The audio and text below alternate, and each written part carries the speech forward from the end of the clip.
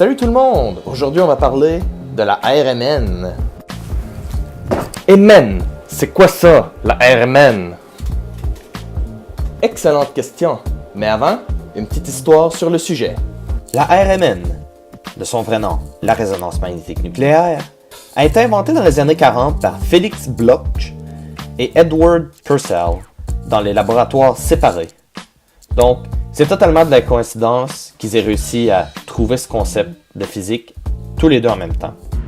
Wow! Toute une technique, cette résonance magnétique nucléaire! Mais ça sert à rien!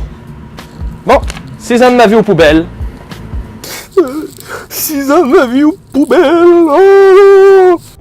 Bon, ça s'est peut-être pas passé exactement comme ça, mais la technique servait réellement à rien. C'est juste en 1955 que les chimistes eurent la brillante idée de l'utiliser pour découvrir des structures moléculaires de composés chimiques.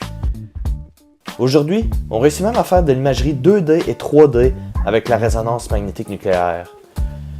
Mais comment ça marche ça, la RMN? La RMN, c'est pas compliqué. Pour mieux illustrer le concept, prenons des gens dans un festival de musique. Les gens bougent et dansent, un peu comme des molécules. Tout à coup, le DJ fait jouer une musique super polarisante qui endiable la moitié des gens et l'autre moitié qui n'aime pas la musique. Si l'on prenait une foule de 20 000 personnes, seulement 10 001 personnes aimeraient la chanson contre 9 999 qui n'aimeraient pas la chanson. Le DJ fait alors une annonce que les 10 001 personnes aiment. Il les excite. Donc les personnes qui viennent de recevoir l'annonce deviennent moins excitées après un certain temps. C'est peu, mais c'est cette différence qui permettra au DJ de ressentir les sentiments des gens envers son annonce. Pour résumer, c'est plus facile, lorsque nous sommes dans un festival de musique, d'aimer une chanson car il est plus facile de s'intégrer dans la foule. Faisons l'inverse, mais avec des molécules et la machine. Donc, le DJ, c'est notre machine à RMN, et nos molécules sont nos gens. Le RMN applique un champ magnétique dans une direction, comme le DJ qui fait jouer sa chanson. Cela polarise nos molécules à être dans le champ magnétique ou contre le champ magnétique. Un peu comme aimer la chanson ou ne pas aimer la chanson. Comme dans le festival, si on a 20 000 molécules, on se retrouve avec 10 001 molécules qui sont dans la même direction que le champ magnétique et 9 999 qui sont contre le champ magnétique. Cela revient à dire que nos personnes qui aiment la chanson ou qui n'aiment pas la chanson.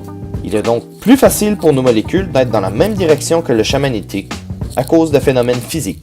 Par la suite, la machine lance une fréquence radio et les molécules sont réceptives à cette fréquence. C'est notre annonce du DJ. Les molécules sont toutes excitées. En revenant à un état moins excité, un petit courant électrique est généré, ce qui permet de donner un graphique, comme cela, et d'obtenir le résultat. En tout cas, merci beaucoup, je voudrais vous remercier pour m'avoir écouté. Puis, la résonance magnétique nucléaire, c'est un concept assez difficile, donc c'est correct, même si vous n'avez pas compris. En réalité, il faut juste comprendre que c'est des aimants, puis de la radio.